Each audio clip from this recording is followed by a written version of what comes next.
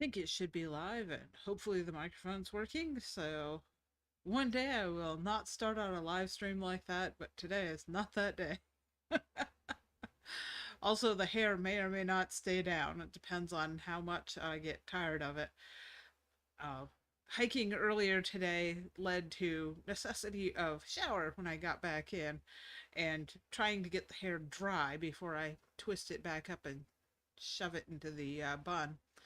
So the Mayo Cinco is an awful joke, but yes, sandwich wraps tend to, whatever you've got in them tends to kind of squish down to the end of it. I don't know who Dan Vask is. The hair is floofy right now because, well, there's all the hair. Now I'm trying to get it dry, and once it's dry, then I can put it back up and get it off my face. I'm perpetually torn between, oh, I like it long, and I don't want it touching me. Maybe I should just cut it all off. But yeah, the fun thing about, okay, so backing up a ways. Um I started out my day after work because I work a half day on Fridays, and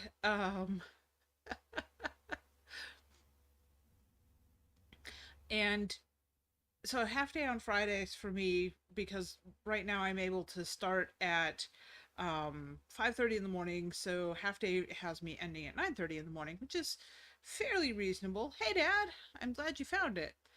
Um and Mom, I'm glad you found it too. Yes, this is why I post reminders. Although honestly, you have to thank Doug Irvin for that, because um he tends to remind me, and half the time that I've forgotten what, because I lose track of time.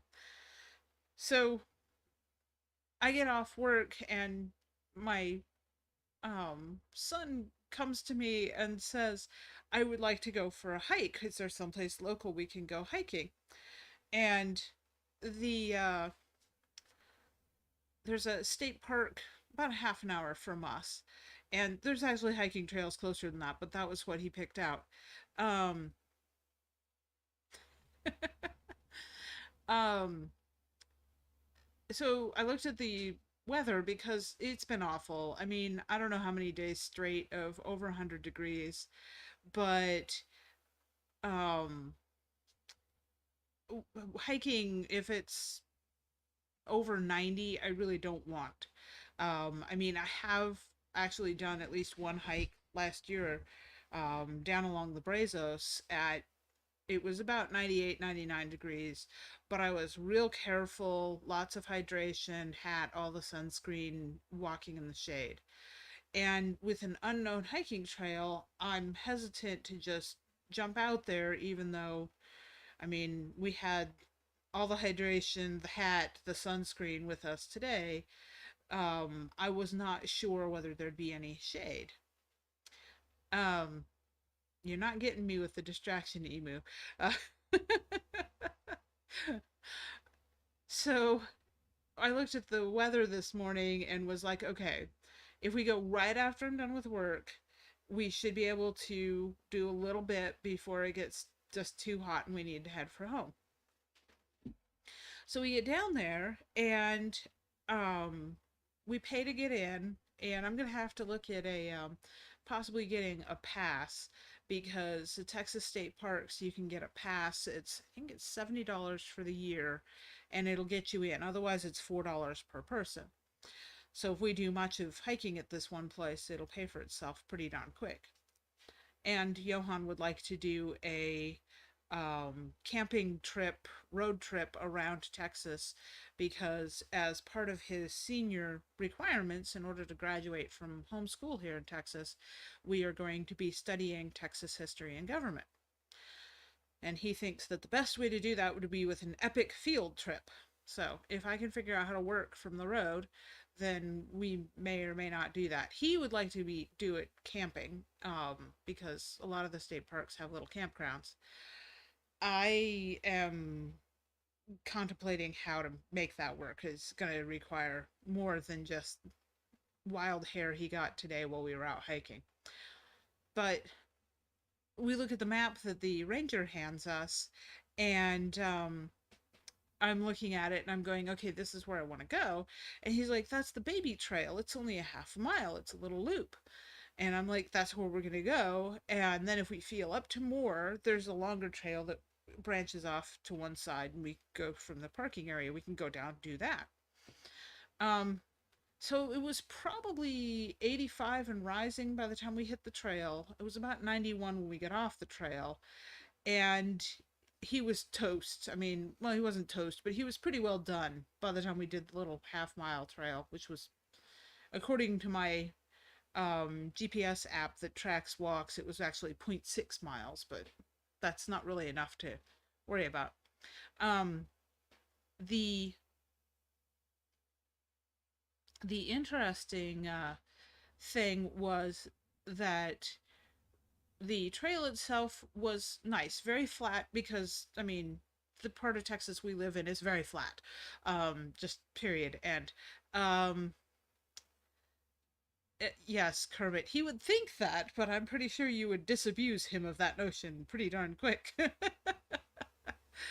um, Ooh, the Gila Cliff dwellings would be amazing, and I don't know that I'm up to that. I need to get back in shape because one of the things today showed me is that I'm so out of shape. Kermit, I actually have back frames too. I have a couple of nice Kelties that I picked up a while back. Um, but anyhow, um, distraction emu strikes again. Yes. I may have to draw the distraction emu now. um, emu eggs. That's a West Texas thing. Must remember to think about that. Um, yeah. Oh, well, okay, that's encouraging because smalls tend not to hike too fantastically well. So, yes, benches are important. Well, in my case, and so I do this partly on purpose and partly because it's me. But on a hike, if I take Sanford hiking, for instance, with his legs, he can't get very far without feeling a lot of pain. So, and today, because it was so gosh darn hot and I didn't want to let the boy set the pace, I had my secret weapon in hand and I was carrying the camera to take pictures.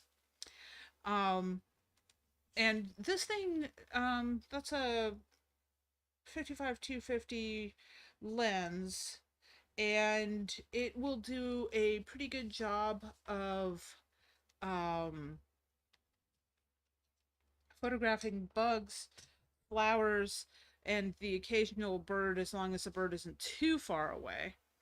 Um, Ian, evidently you have squirrels at a rave and I have a distraction emu that runs past every now and then, and I want to track that. Although on the trail it's more like butterflies. Look, that was a butterfly, a dragonfly.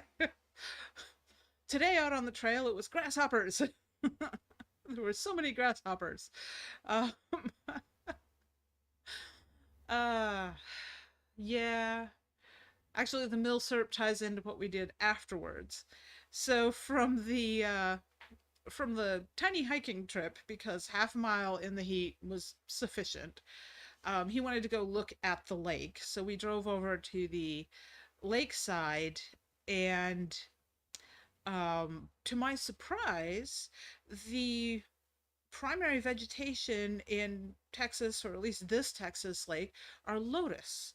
And I was absolutely delighted because I like lotus plants. They're lovely. And as we walked along the edge of the lake a little bit, I realized that there were still some lotus in bloom. And speaking of the long lens being handy, there was no way I was getting close enough to the lotus to photograph them close. But with the lens, I could reach out and touch from safely out of the mud. But there was a lot of promise at this little park for hiking when the weather is more reasonable, or if we can go out like super early on a Saturday or Sunday morning and have it be cool enough that we aren't cooking while we try to walk. Um, the Speaking of distractions, um, oh no, no, I'm not singing. Nope, not singing. Uh, so we left the park, and we had had a conversation with Jonna, she of Live at the Blanket Fort, um, yesterday, and the she'd mentioned an antique shop that had a booth full of vintage science fiction, and of course I was like, I must visit this place. Um, so Johann remembered that. So as we left the park today, he was like, let's go to the Alley Cat, the antique shop. Uh, so if you're ever in Itchy Paw Falls, there is a three-story. I initially thought it was only two, but no, there are three stories.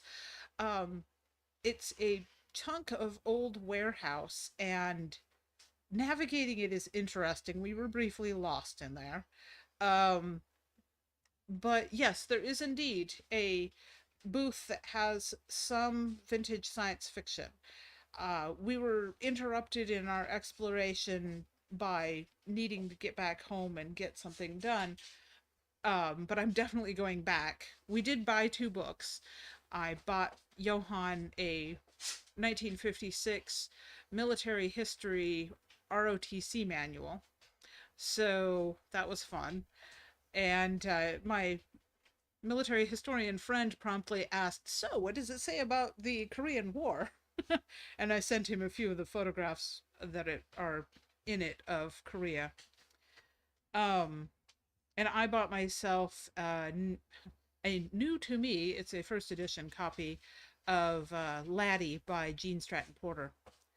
At one point, I owned all of Gene Stratton Porter's fiction, and I was slowly collecting her nonfiction, but her nonfiction didn't print as much as her fiction, so it tends to be very expensive.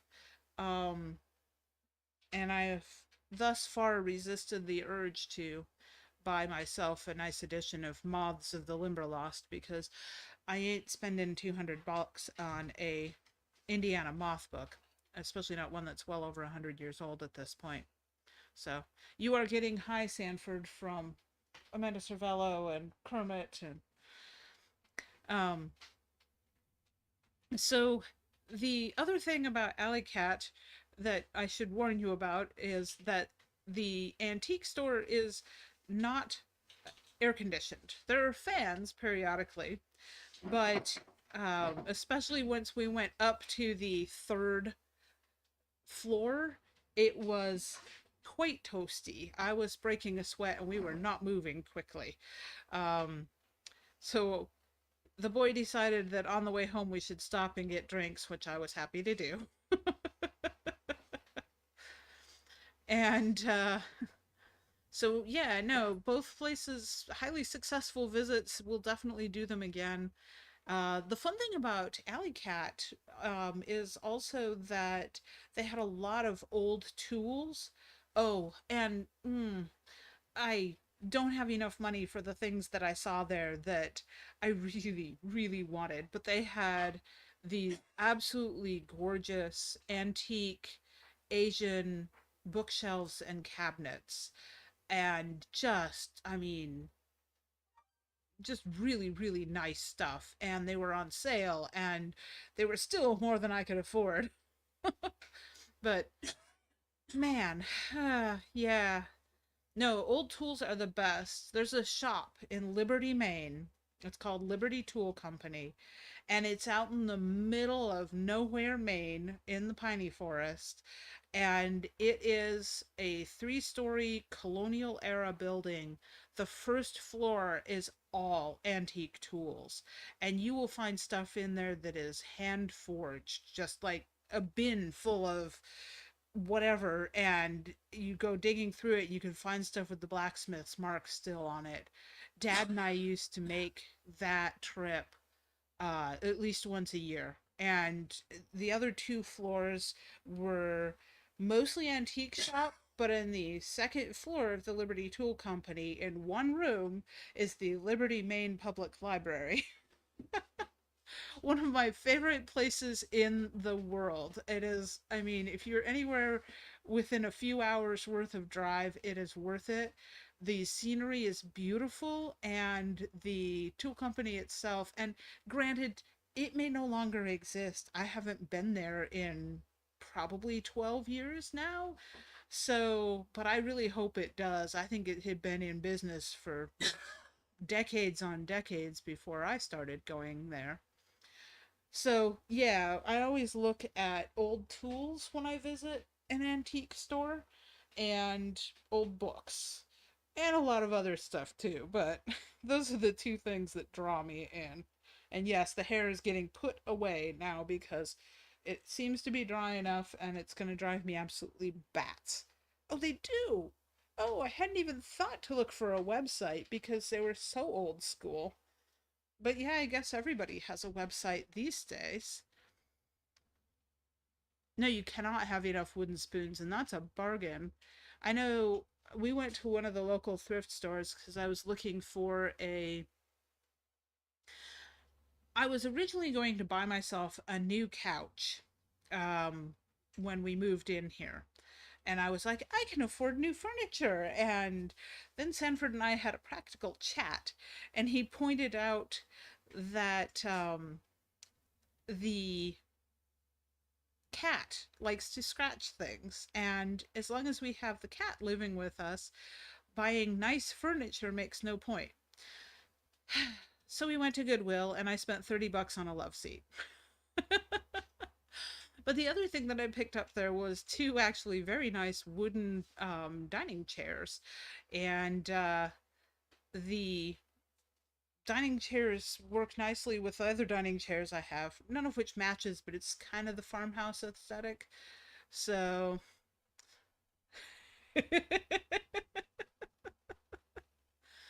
yes, I have an olive wood spoon and it is definitely my favorite. I think I'm gonna have to buy more unless I can score something like RK did, which I doubt. So, hey James, glad you can make it. I haven't had a chat with you in a dog's year. Um, so yes, the antique store is definitely on my list of places I'd like to visit again. I Antique stores are dangerous for me. I grew up antiquing. I was taught how to identify the good stuff, and it's kind of surprising sometimes what you can find. The other thing too that's fun is puttering around doing like yard sales and estate sales, but I really don't need to do that. Jonna does it professionally because she sells stuff on eBay, and I think as Tatters and Raveling. So if you're ever curious and want to buy something from the Blanket Fort, hit up eBay and look for the seller Tatters and Ravelings. And she finds some cool stuff, but I have absolutely no inclination to become an eBay reseller. Although, having gone and looked at eBay today at Gene Stratton Porter books, thinking I might accelerate my recollection, I was. I could make a profit off of that book I bought today. Yes, Rita does the eBay reselling as well. Ian, I have no idea what Rita's sales shop name is. I can't point people at it. So, oh, that's wonderful. Yeah, professional estate sales are hit or miss. My sister worked as an organizer for professional organizer for a while. One of the things that she did was that she worked with a gentleman that would go in and handle estate sales, and she picked up some really good bargains, including a few things, nice things for me that she knew I'd appreciate. But yeah, they tend to know what they're doing with their sales and pricing. I know one of the sales that she helped organize and run, she sent me a bunch of photos because the estate included a lot of first edition signed science fiction books, including several first edition signed Heinlein. and I put the word out with some groups for those, but they were asking a couple $100 a piece for them, so definitely too rich for my blood. Um, See, I don't know. I like, I mean, a nice junk shop is fun. So, hi, Gabe. I can't see you, but I will wave back. uh, yeah, tools are one of those things that are kind of chancy. I've been trying to encourage my son when he is looking at a used tool to not be looking at an electric tool because unless you can test it out, in fact, I flat out refused. We stopped at a junk shop a couple weeks back, and he wanted to buy a television. Um, and they couldn't find the power cable, and even though my son pointed out quite rightly that we could buy a power cable that would fit it, I'm like, I am not buying a TV that I don't know if it works or not. So, cast iron cookware is hard because it got collectible. So, it's often priced. I have seen Lodge in antique malls that was priced over what you could buy the same piece for new. So, yeah. Um, Yeah, I had a lovely calf length wool coat, vintage, and I don't think it came down here from Ohio because honestly, I don't anticipate wearing a dress coat down here in the winter in Texas. Um, yes, we have some that are quite old. I was actually when Jim Curtis was here for dinner the other night, we were talking about my cast iron wall that I have everything on display. Oh, if they're selling them for like $10 a pan, yes, you can make a profit on those. You can turn those. Know what you're looking for. You don't want to buy like a Walmart camp brand pan. And Lodge, but some of the old stuff, learn what to look for because one of the pans that we have that we were showing Jim, and Jim was just really enjoying getting to play with that. Um, but it belonged to Sanford's great grandparents, and it is sand cast. No real markings on it because it's that old. So, my dad has a nice set of Griswold that he picked up back before people had really discovered cast iron again. And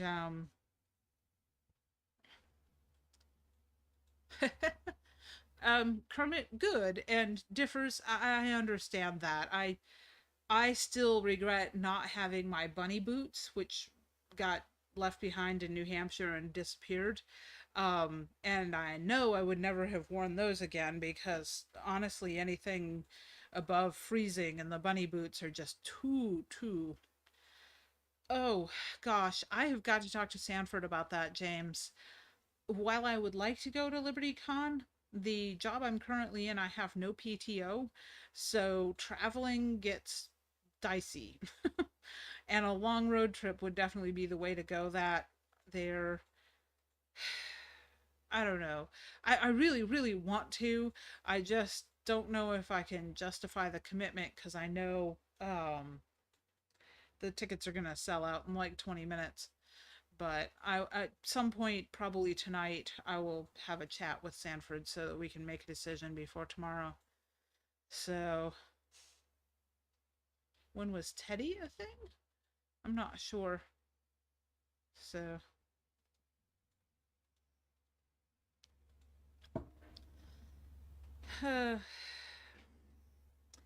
yeah, it's one of those things of the job that I'm in currently is because the last job was going out of business and I had to make a move a lot quicker than I would have liked to. And I'm not thrilled, but on the other hand, I'm kind of stuck with it for at least a year. And I started at beginning of April basically, so it's gonna be a while. And if I do wind up changing jobs at the year point, then that's not. Uh, yeah. So, yes, children do indeed change the body, and it's not just during childbirth.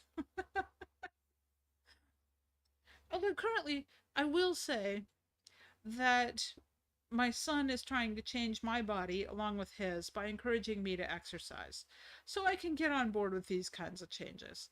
Because working from home, I am occasionally having days where I just don't move much. And I'm also trying to get back into writing mode. And so I'm having days where I'm just very, very sedentary. Differs, that sounds like a disaster. Um, no cheerleading while you're working on the farm. That sounds like a way to get hay in places you really don't want it. Well, I am actually enjoying the whole working from home. I don't have to commute. We can live in small town Texas, and it opened up some doors for me to do this. But I'm also having to take a long, hard look at it and go, okay, I need to do this in a way that makes sense. And one of those is probably going to be finding a treadmill and setting up a walking desk because I can use a walking desk. I've done it before. Um, I have done skirts and muck boots before, Kermit, but not mini skirts. Um, so currently that's my plan, is to pick up an inexpensive treadmill and set up a walking desk. I have worked from home in the past. I ran a business from home for 10 years while raising children and having babies. So this is not good for you, Amanda. Totally make him go walk. Um, yeah, my friend Dorothy Grant has a walking desk and had showed it to me, and then I had set up something similar in Ohio, and I know I can do it here because my office is big enough. Um, Thanks, RK. I need to get down there. I really do. My son was commenting today we found gas at 3.92 a gallon, and he's like, "Now we can take that trip down to see the girls in Corpus." And I'm like, we're not ready yet for that, but he has potentially signed up for college classes for this fall. He and I have worked out the financials of how he's going to handle that. And I have made a commitment to a quarter of a beef, which will necessitate buying a freezer. So that's a couple grand worth of a commitment there. So I'm not sure we're going to have money to do a long, long road trip for a few months right now. Um, Not unless I can really boost the ouch, James. Ouch. I thought it was bad when it was almost $5 here. $6 is brutal. Um, yeah, and that's why I canceled the road trip down to Corpus Christi earlier this year, is because I was looking at an average price for gas sitting right around $5, and I was going to drive my truck down, and no. So yeah, I think putting beef in the freezer is a good idea because it's gonna be a rough winter. Um, and as long as we can keep the power on here, we'll be good. But yeah, it's gonna get a little hairy. I'm not gonna be all doom and gloom about it, and there's a couple of blogs that I'm gonna have to put on hiatus from reading because I find it really, really stress inducing. um, and I don't think it's entirely necessary. And yes, I actually am very familiar with what happened in the Great Depression. One of the interesting things with the Great Depression, and yeah, I'm equating now to that particular cycle, was that we were actually in a recovery mode by 1930, and then the government stepped in with programs and started to try and help. Um, And at that point, it got really bad. So, my hope is that we can manage to deal with the elections in a reasonable fashion this fall and not have the government help, because God knows at that point we will be screwed. Yeah, I don't do mass media at all. I don't do the news. The only news I actually do right now is we subscribe to the weekly town paper, which is actually really cute. And the big news the last couple of weeks has been that Tiny Town, Texas has a band teacher who's getting an Emmy Award, which is kind of cool. Um, so, yep, Farm Girl, I grew up using depression tips and techniques, and there is a reason that I've started doing the egg blogs. Um, so, yesterday's blog, and I'm glad RK is on here because she's talked about the ideas that she may take the custard sauce and do them with.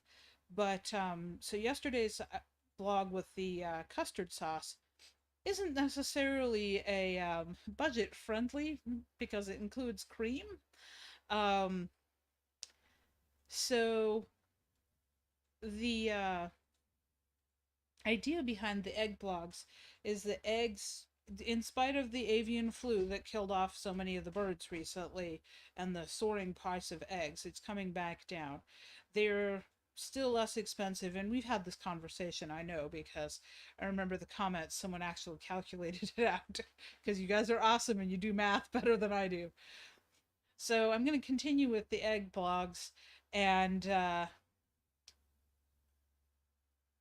ooh, I wish that was a thing around here, but also I'm not sure that I'm really set up to deal with an influx of meat just yet. So, RK, yes, the microwave idea is a great one. I just don't know that I have the time or patience to tweak that get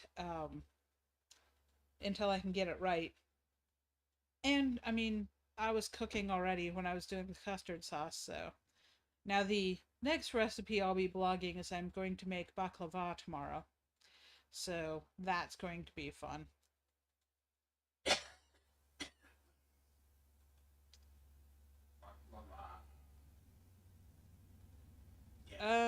Buying wheat from farmers. I have no idea, Doug. Uh, and based on what I've seen at the local farmers market, I wouldn't even say that going to a farmers market would be helpful. So, yikes. No idea on that one. Um, yeah, lentil and beans with a little bit of animal protein can help because what you're looking for there is the fats. You want the you want the fats in with your beans and vegetable proteins. Actually, that was part of the hike with the boy today. Was me doing a lot of time of pointing at things, going, "That's edible." So mesquite beans are edible. Honey locust beans are edible. Um, for that matter, and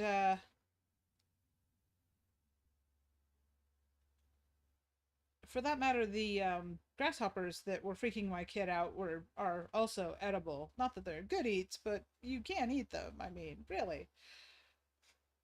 Right. Yeah, I don't think there's a lot of wheat growers that are small scale, and I have no idea what if gleaning is still a thing. I mean, if gleaning is still a thing and you have the physical ability, which I realize Doug does not, then you could get out in the edges of the field and probably get enough pounds. Um, oh, is that what that is, Don? I'm going to ignore it. Um, so yes, the yeah, the locusts and honey. Um, so the wheat, I don't know. I mean, right, exactly, because there's a lot to wheat, and you can buy the wheat berries in bulk. but then you have to grind it into flour, which is not quite as easy as it sounds. Yeah, I think I know that in the past when we were homesteading in Alaska, stuff like that would be like Lehman's non-electric, which was originally targeted at the Amish, and I'm sure that there are other sources, but yes, it's your whole grains will store longer than ground or crushed.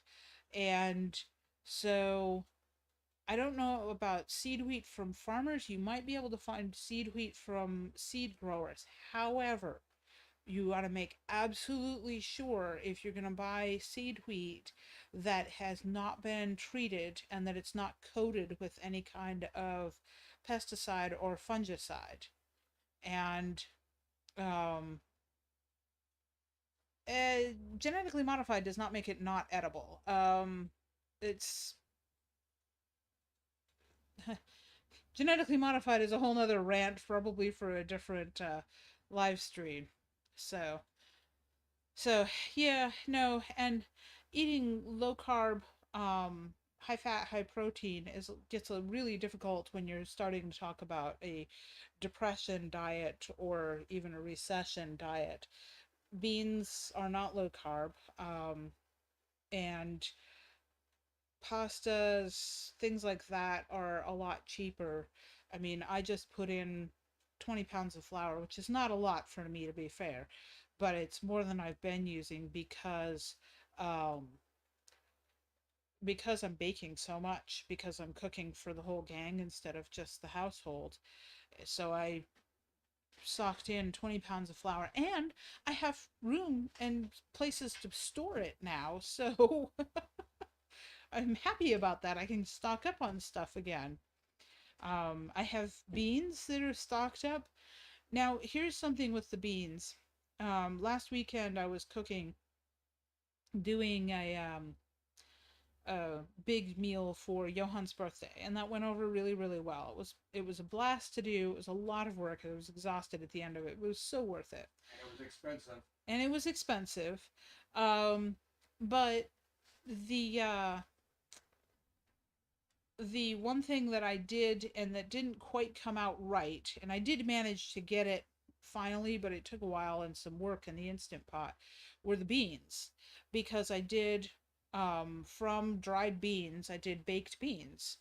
And Dad will find this funny because I told the story about the baked beans that didn't want to soften up that we had used for pie beans. Well, I had baked beans that didn't want to soften up, but not because they had been used for pie beans. They were simply old. So, something to keep in mind is that if you are stocking up dry beans, you want to preserve them well enough that they're not exposed to humidity at all. Because I think that they were I had them in a container with a rubber seal and a click top, but I still think they had gotten moisture, because that's one of the things with beans is that if they've been stored for a while, and these had been stored for multiple years, I'm honestly not sure how long, um, but I think they had drawn moisture, and getting them soft enough was a bear, and wound up doing two runs through the Instant Pot under pressure after cooking for several hours and having soaked overnight. And yeah, it was a chore, and I did eventually get them soft enough to eat. They weren't quite right, but yes, that's probably the best bet, is to use a vacuum sealer or um, something else that's going to exclude humidity. The other thing you could do is if you can get a hold of the desiccant packets, those are always a nice thing. And yes, that's what I'm trying to say, is cycle your stocks. I had actually cycled these because I just recently bought some more navy beans. So these were the oldest ones coming out to be used, but we haven't been cooking beans a whole lot, so they'd been in there way too long. And I mean, lesson learned. I need to make sure that I am cycling through better. And yes, pasta flour in particular, you want to make sure that they're stored in such a way that the bugs can't get into them because you will get pantry moths.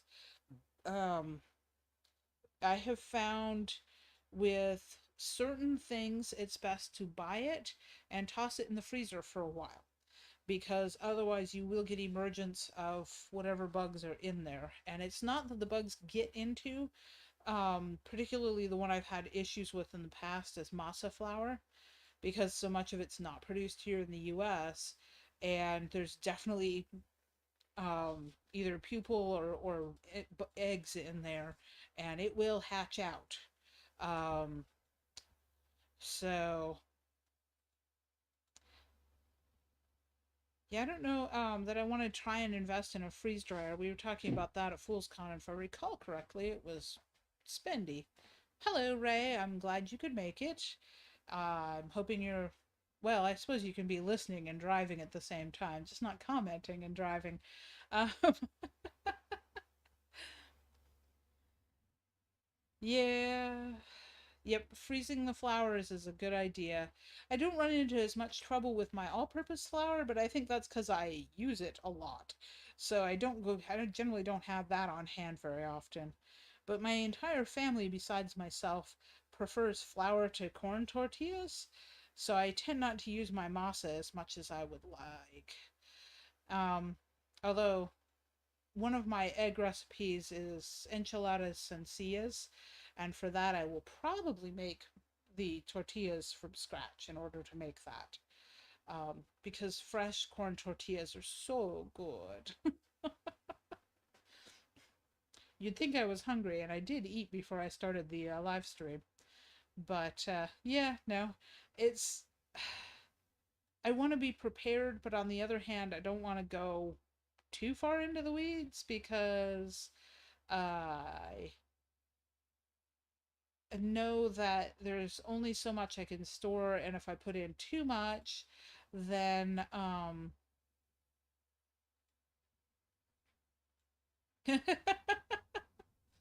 differs. Have you seen the buckets? You drill holes in the bottom of a 5 gallon bucket, throw food scraps in it, and when the maggots drop out on the other side, the chickens eat it. Yeah, good for you, James.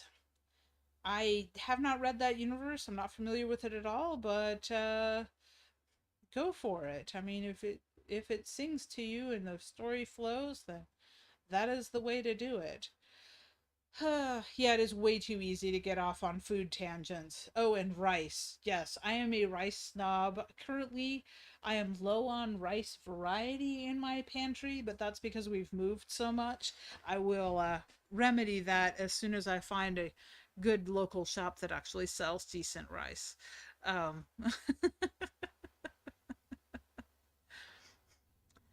differs, they do not eat the bucket. We used buckets to feed the chickens out the farm in a couple of different ways. Not the maggot bucket. I never did do that. That was not an idea I really wanted to try.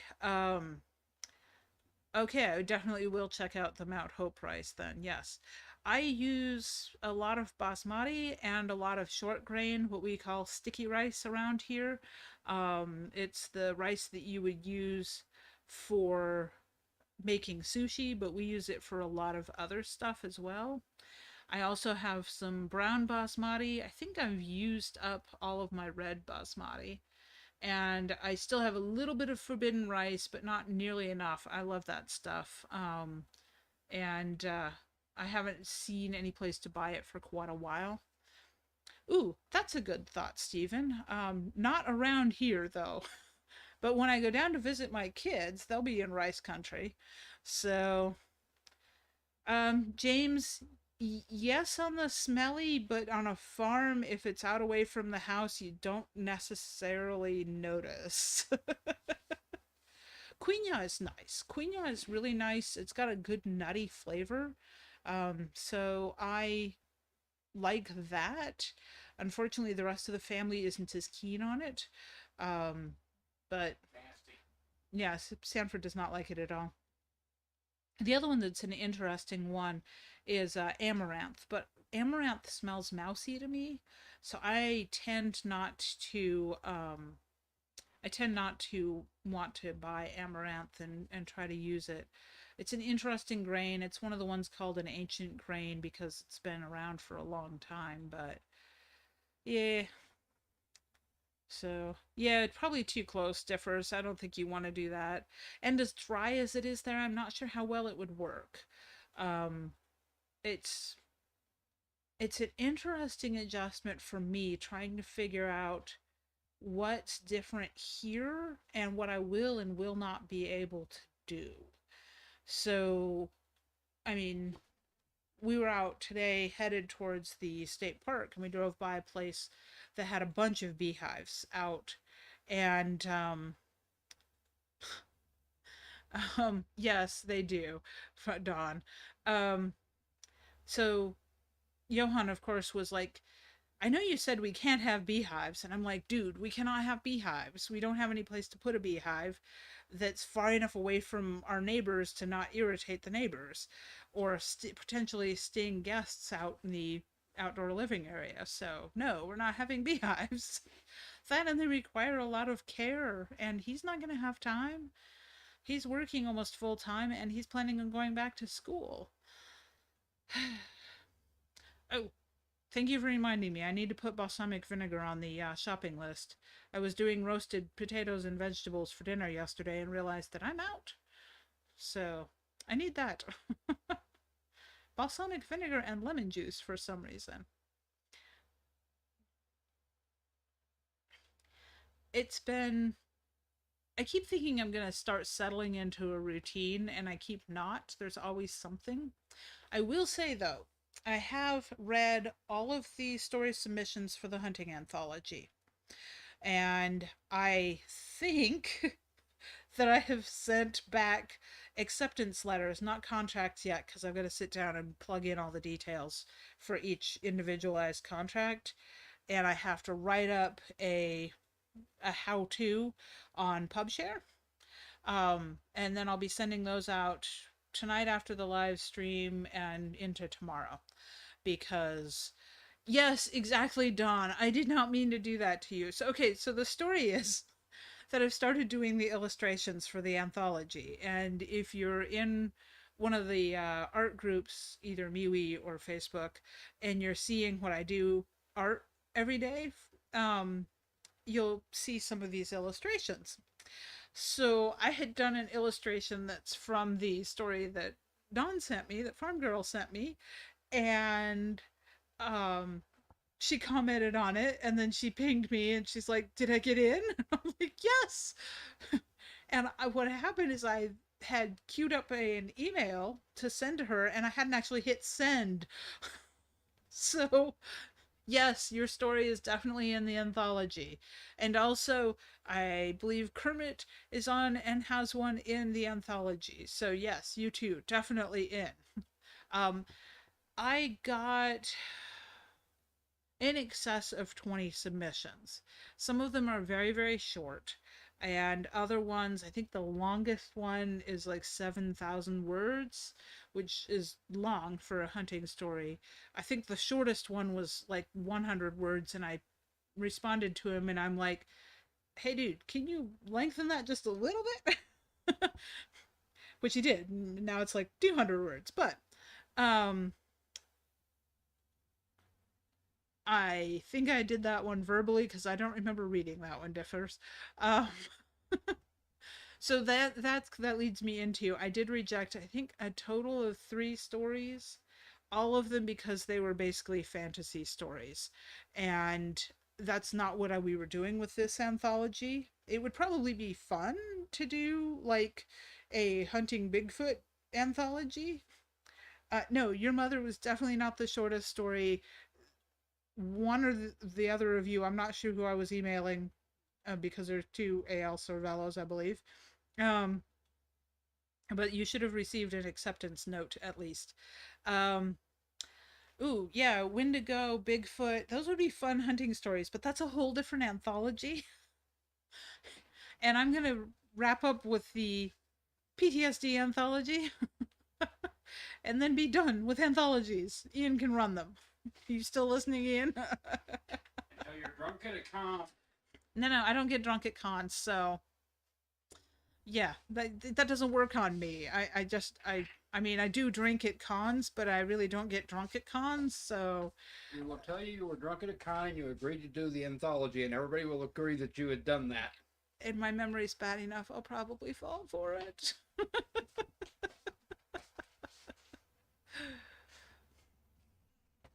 You can say thank you now. Well, happy birthday, James. You are not that much older than I am, so don't do doom music. Um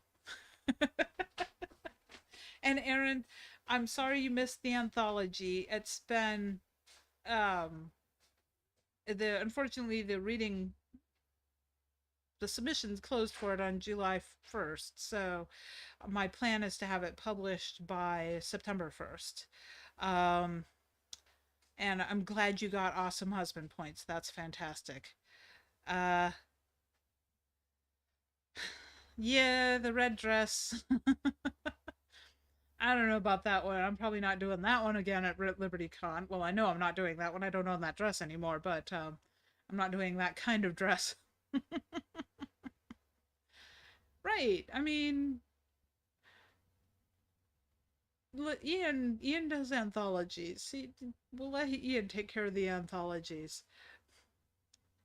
So, yes, and that's awesome, Don. I will be doing today's drawing involves squirrels because Sarah Hoyt saw the moose drawing and she's like, "Will there be a squirrel?" And I was like, "I don't know if there's a squirrel hunting story." And yes, there is a squirrel hunting story. So I will be drawing a moose and a squirrel for the hunting anthology. Um, Thanks for joining us, James. Have a good night. Oh, good. Excellent, Aaron. I I'm looking forward to seeing that one. I made it into the first one with RK, and RK and I, if we can get our act together, RK can because she's much more together than I am. But if I can get my act together and write another story for Malta, I'll send it in for Saints. But it's kind of looking like the last two stories I submitted to anthologies didn't make it in. So I don't know. I'm not doing too well. My acceptance rate is not doing too well here. But that's okay. The thing is with any of these that I can send them out and as long as it's not too specific to some kind of a weird theme, um then I can publish the story either with a collection of other stories, which I am planning on doing here before too long with a fantasy collection of my shorts, or I can just put it out on its own, depending on the length of the short story. Uh, so it's not a big deal. It's always just a little disappointing when you send something into an anthology and radio silence happens. I know. Um,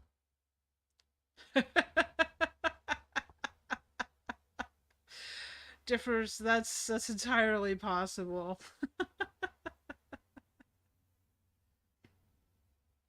Well then, you are on a roll, Don. You should try it again with a different story and a different anthology. There's a bunch out there. Speaking of which, anybody that's in the book club with Spikes, um, the Discord, we have an open markets channel where if you know of an anthology or someplace that's looking for story submissions, feel free to drop a link in there. That way people can find them. It's a very useful way for writers to find potential markets, and it's a useful way for anthologies to find writers. So on both ends of that spectrum, if you know of somebody that is looking for stories, or if you are trying to find, Discord is um, the kids thing. My kids dragged me onto Discord, but it's a great little chat channel. Well, I mean, I'm kind of in your shoes there, Don. Life has been crazy, and I need to be writing for several reasons, but I really need to be writing, and I'm trying to find the discipline to sit down and do X number of words every day. And it's honestly, I don't know. I'm just, I'm so stuck. A friend of mine offered to read Tanager's Flight because I'm so stuck on it, it's not even funny. And I honestly was saying that, yeah, Aaron, I can see that. My son would have the same reaction to me. Um, ooh, a Timbuktu anthology would be fun. Shangri-La. Um, sorry, my brain just blipped off onto H. Rider Haggard and an emu. Um, so, yeah, Tanager's Flight is off with a trusted friend. Um, Space Cowboys is an Ian anthology. It is open. If you look on the Law Dog Files website now, his new blog website, there is a post or maybe a page called Raconteur Press, which is Ian's publishing imprint, and he has all of his anthologies with due dates there. Um, so I don't know what IRC is, Kermit, because and my son is standing here and I'm sure going to correct me in a moment. Um, but oh, he doesn't know what IRC is either. So that's context? Both of us. Discord is the intellectual heir of IRC. He doesn't know. Probably the company that bought it and ruined it. I have no idea. Oh, Internet Relay Chat. Ah, yes, that predates you. Yes, but still, it was probably the company who bought Discord and no, it was before Discord, dear. Yes, I'm saying it's probably the company that bought Discord and ruined it. I don't think he understands before. Oh, you said it was the intellectual property no owner of heir. Discord is the intellectual heir of. So IRC came first, and then Discord came after.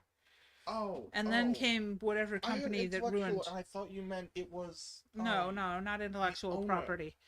Yes, it's a format, dear. Came in and bought Discord and ruined it. So. That's all I know. I remember MSN Messenger. I don't know how much I actually used that, but for me it was I hung out in forums. Dave's Garden, Teaching Mom, Bane's Bar. So yeah, I'm back to writing Chloe because I can do Chloe. I am 40,000 words into Tanager's Flight, and I'm seriously tempted to ditch the entire mess and start from scratch, which is why a friend was like, let me read it. I'm sure it's not that bad. And he hasn't gotten back to me, so it's probably that bad. So I am blocked hard on writing Tanager, even though that was my intent, was to get started on that this week. I started to reread back through it, and I'm just like, I don't remember what I was doing here. I don't think there's a plot. It's 40,000 words of chaos, and yeah. So good, Aaron. Write both. So, Mother. Yes. I know you have all these specifications for what another cat would look like, but if I just showed up with a kitten around 8 weeks old, there wouldn't be any issue with that, right? Because I know you would come to adore it before you could convince me to get it out of the house. So just... No kittens. Let you know I'm talking to people. No kittens. You said I could get a kitten if it was Siamese looking but couldn't actually be Siamese. I'm not taking you up on that. I'm just going to find a kitten that I like. It has to be a baby. It has to have Siamese markings. It has to be polydactyl. And it has to be free. I'm not doing any of that. I'm just going to show up with a kitten and let you fall in love with it. You can't stop me! I certainly can. No, you can't. You fall in love. You always will. You cannot stop me. No, good lord, no. No cougars. Just be happy I'm not trying no to bobcats. Just No savannas, maybe a Bengal, but probably not. just be happy. I'm not trying to adopt this 1-year-old cat that one of my friends just got dumped with because it was Technically free, Doug. Technically free. Well, in my case, it's not that I hate cats, it's that I'm allergic to cats. And my husband has been trying to protect me from having a cat for all these years. And then last year, we came home with a cat for Johan. What are you talking about? The first cat we got, you showed up with. Luna. Yes. You showed up That with was for the girls. You showed It was up the with girls' cat. cat. The cat died. Yes, unfortunately, we adopted a September- cat who was not well. September of 2020, So- I wasn't going through the best patch, and you let me get a cat. Yes. The thing is, And she's a gremlin. you never gave me a chance to like pick out a cat because I was legitimately Oh, thinking. We discovered something. We discovered that Jonna has a superpower. The cat normally will not come out of hiding when there is another person in the house, and she particularly does not like females. But when Jonna was here yesterday for dinner, the cat actually came over, investigated her, sniffed her fingers, and did not flee in terror. So the Jonna's superpower is cats like her. The only time that she got mad is when I tried picking her up. But that's because whenever we have guests over and I try and pick her up, she's always scared that I'm gonna Well, make her she's super meet the guests. skittish. Yeah. Well, anyhow, folks, I've kept you for an hour, and I think on that note of the no, we're not adopting a kitten, Yes, we are. You can't stop me. I will write about them. How's that? That's a non-allergic cat of I can make up cats and write about them. Don't test me. I will find the quickest cat I can find. Especially ghost cats in Malta.